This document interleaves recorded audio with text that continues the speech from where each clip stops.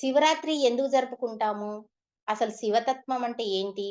శివరాత్రి రాంగానే అందరము ఆనందంగా, ఉత్సాహంగా ఉరుకులు, పరుగులు చేస్తూ ఉంటాం. ఎందుకంటే ఉపవాసము, జాగరణ అంటే ప్రతి ఒక్కరికి ఇష్టం. ఇష్టం లేని వారంటూ ఎవరు ఉండరు. చాలా సంవత్సరమంతా దీక్ష చేస్తారో లేదో గాని శివరాత్రి రోజు మాత్రం 100% ఉపవాసాలుంటారు. అలాగే జాగరణ చేస్తారు. శివరాత్రి రోజులో 2 ముఖ్యమైనవి ఏవైతే ఉన్నాయంటే, ఒకటి ఉపవాసం, 2 జాగరణ. అసలు ఉపవాసం అంటే ఏంటి ఫ్రెండ్స్? ఉపవాసం అంటే? ఉపవాసం అంటే ఏ ఆలోచన లేకుండా ఉండడమే ఉపవాసము.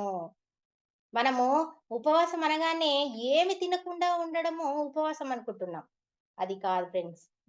ఏ ఆలోచన లేకుండా ఉండడం అనేదే ఉపవాసము. మరి రెండోది జాగరణ. జాగరణ అంటే ఏంటి?